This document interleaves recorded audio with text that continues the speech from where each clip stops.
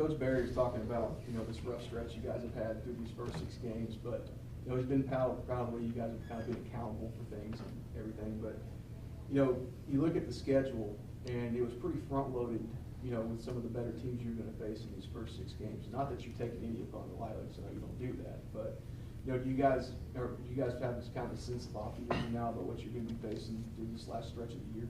I mean, I guess you can say that because obviously when you face SEC opponents like we did early in the season, it's probably going to be the toughest games you play all season. But around here, we kind of have the mindset of 1-0. We focus on one game at a time. If you walk down the hall, you only see one game on the schedule. It's the game that week. So this instance, it'd be Idaho. So that's what we're focusing on right now. Especially when you're undergoing a tough time like this, you got to focus on the here and now. You can't look ahead. You got to focus on getting a win this week, and then when that one's done, we'll flush that one down the drain and move on to the next one. Yeah, as tough as it is right now, is between not winning and the speculation out in the community and talk or whatever. How much would a win just cure a lot of that in your mind? Oh, a lot. I mean, it probably put everything to rest. But I mean, it does a whole lot for confidence. I mean, we go out there each week, we play our behinds off, and we're coming up short. So it's we got to go back to the drawing board and change a couple things. But a win would do so much more to our confidence and just the feel good around this place. Looking at some of these receivers you've been playing with, it's just been a revolving door, guys getting hurt and everything.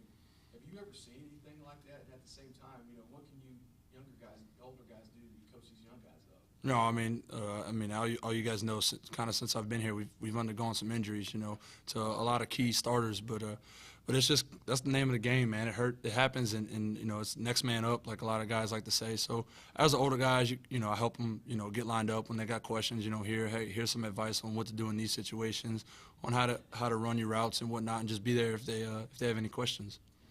It's easy to get up and get excited for a game and everything, but like I was asking Trey, going all the way up to Idaho to play up there, are you guys excited about this trip at all, just from kind of not knowing what this is going to be? I mean, a lot of guys, and I can say this for a lot, we just get to play football, so it doesn't matter if it's in Idaho, Montana, Maine, or Louisiana.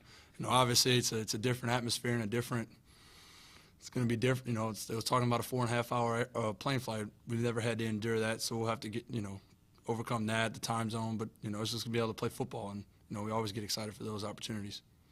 I asked Coach Barry this.